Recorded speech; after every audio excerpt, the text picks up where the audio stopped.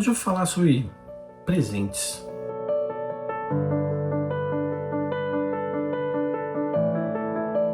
Parece que o Natal, ele cria ao redor de nós um universo de coisas tão chamativas que brigam pela nossa atenção. É árvore que tem que ser montada, decoração, é festa, é comida, o que eu tenho que comprar, o que eu não tenho que comprar, o que eu vou ganhar, o que eu não vou, amigo da empresa, tem que ir na casa de fulano e vamos se encontrar e vamos ligar, e pai, mãe, família. E aí a gente chega na noite de Natal, tem tudo, né, cara? A gente senta, come aquela festa, aquela coisa legal. Você já notou que são poucas as vezes que se fala de Jesus? Não quero ser religioso aqui, tá? Pelo amor de Deus, mas não dá pra gente chegar nessa época e não falar dessa forma, não apresentar alguns fatos. Aqui nos Estados Unidos essa época se chama Christmas, né? Christ, Christmas, né? A palavra, né? E Christmas, ou seja, tem Cristo no nome, né? Em português é Natal. Então, Natal, Jesus não está no nome da festa, né? Mas Jesus é colocado porque muita gente fala, afinal de contas, é o nascimento de Jesus, o menino da manjedoura, né? Aquela coisa toda. Quantas vezes você, sinceramente, parou para ler nas Escrituras alguns detalhes do nascimento de Jesus que tem tanto a ver com esse dia que a gente faz na nossa cultura? Por exemplo, sabe aqueles sábios do Oriente? Eu estou fascinado com essa história porque eu estou estudando astrologia pra caramba para fazer um vídeo bastante aprofundado sobre o tema na série do Oculto. Vou mostrar aqui para vocês, aqui, ó, a quantidade de livro que eu estou pesquisando, estudando. Não é brincadeira não. Mas esses camaradas que foram lá em Belém naquele dia, eles eram magos, eles eram astrólogos e vinham do Oriente, na Babilônia, algo que não tinha nada a ver, né, com a fé daquele local, mas eles estavam em busca de um tesouro maior. E a Bíblia diz que eles levaram consigo 3 presentes. Aí, ó, no nascimento de Jesus, esses homens levaram ouro, incenso e mirra. Olha só o que a Bíblia fala no versículo 9 de Mateus capítulo 2, versículo 9. Após ter ouvido o rei, seguiram seu caminho, e a estrela que tinham visto no oriente foi adiante deles, até que finalmente parou sobre o lugar onde estava o menino. Primeira coisa importante, de onde eles estão caminhando, né? Eles estavam no oriente e eles estavam caminhando para o ocidente, ou seja, eles estavam onde? Eles estavam no leste. Se você olhar no mapa, você vai ver que a região da Mesopotâmia fica no leste, e eles estavam caminhando para o oeste, né, em direção aonde estaria aquela criança, aquele evento que a estrela estava apontando. Os detalhes da Bíblia são tão incríveis que eu não posso simplesmente deixar barato e não falar, né? Se você for olhar no Antigo Testamento, lá em Gênesis, quando Deus colocou Adão e Eva para fora do jardim do Éden, né? Que a Bíblia diz que todos nós somos descendentes de Adão, então, portanto, nós temos em nós um gene contraídos de Adão chamado pecado. Todos nós fomos destituídos. Por causa disso, Adão, quando pecou com Eva no jardim do Éden ali, eles perderam acesso à árvore da vida. E diz aqui as Escrituras, olha o que incrível que a Bíblia fala.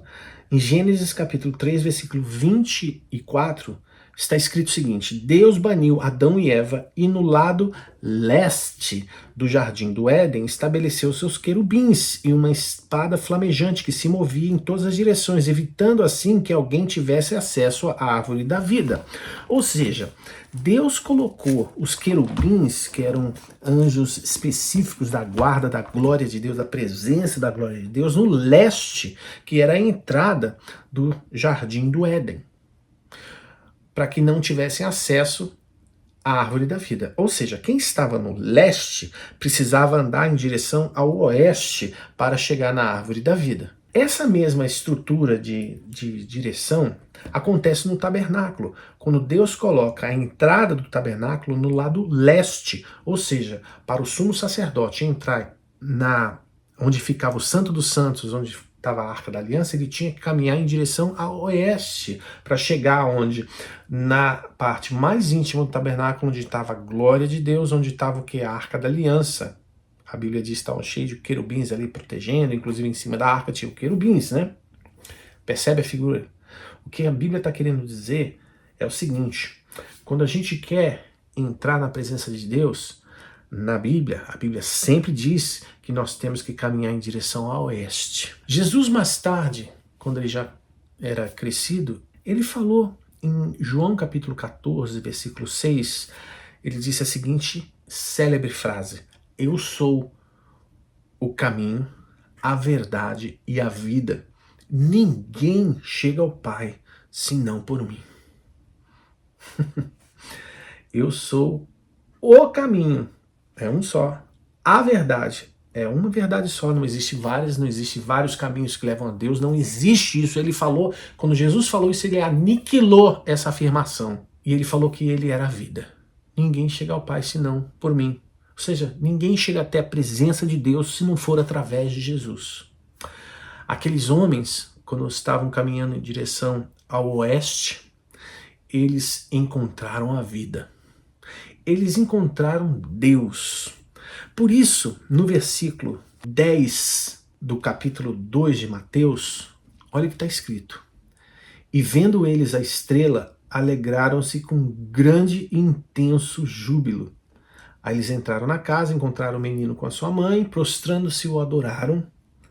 Então abriram-se seus tesouros e ofertaram presentes, ouro, incenso e mirra.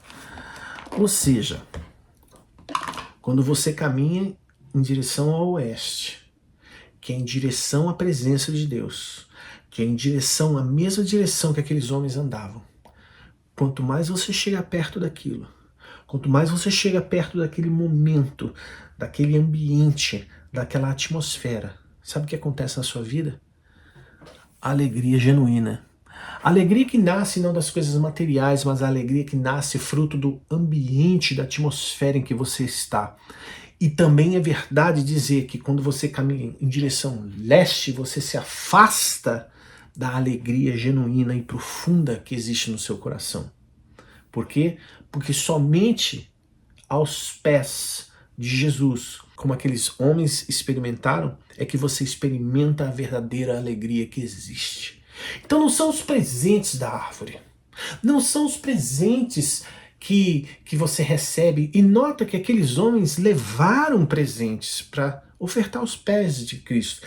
Óbvio que naquela época isso era uma simbologia, porque era não simbologia, mas um sinal de respeito, porque afinal de contas aqueles homens estavam diante de uma realeza, e diante de uma realeza você oferece aquilo de melhor que você tem dentro do seu coração. Então aqui ele fala que ele abriram seus tesouros. Deixa eu te perguntar uma coisa, se você caminhasse nessa festividade de Natal, em direção ao oeste, em direção à presença daquele rei, em direção à presença de Cristo, qual tesouro que você entregaria? Sabe, tem uma coisa que Deus não tem. Tem uma coisa que Deus, embora seja todo-poderoso, seja o Criador dos céus e da terra, seja Deus, né? Tem uma coisa que ele não tem. Sabe o que é? Teu coração e o meu.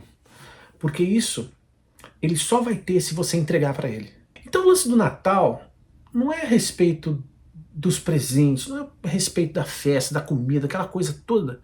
É a respeito do Cristo que está dentro do contexto de uma festa, muito embora essa festa a gente saiba que tem outras origens, etc. Não vou entrar nesse mérito, mas o fato é, aonde está o foco da sua atenção nesse momento? O pastor da minha igreja falou uma coisa tão interessante, comparando algo que existe aqui em Orlando, né? Que você vai ali no SeaWorld, tem uma atração do SeaWorld, que são os golfinhos que pulam, tem até das baleias que pulam e faz aquela bagunça, né? Esparrama aquela água inteira. E propositalmente ali dentro, na arquibancada, né, onde está aquela arena, existe uma área chamada Soaking Zone, ou seja, a área de encharcamento, que se você chega naquela área, você adentra naquela área, naquelas cadeiras, você vai estar sentado próximo à piscina, de forma que quando a baleia ou quando o golfinho pula, é um splash zone que eles falam, né? Soaking zone, um splash zone, ou seja, quando aquela baleia pula e aquela água bate naquela multidão, certamente quando você estiver dentro daquela área ali, você vai se molhar. E da mesma forma, se você estiver nas áreas mais distantes daquela zona de splash, daquela zona de você ficar molhado, né? Você vai estar certamente seco. Com Cristo é mais ou menos assim. Quanto mais perto das coisas do Senhor você estiver, mais a alegria do Senhor é renovada no seu coração.